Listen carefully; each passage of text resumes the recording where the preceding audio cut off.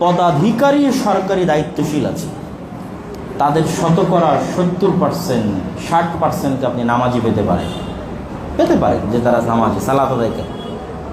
শতকরা 80%-এর উপরে পেতে পারেন তারা কোনো না কোনো দিন উমরা করেছে, পেতে পারেন।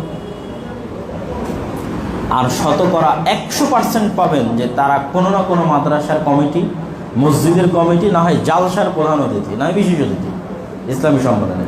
শতকরা কত পার্সেন্ট? 100%। আর শতকরা 0% পাবেন যে তার দায়িত্বে ন্যায়পরায়ণ এবং সত্যবাদী।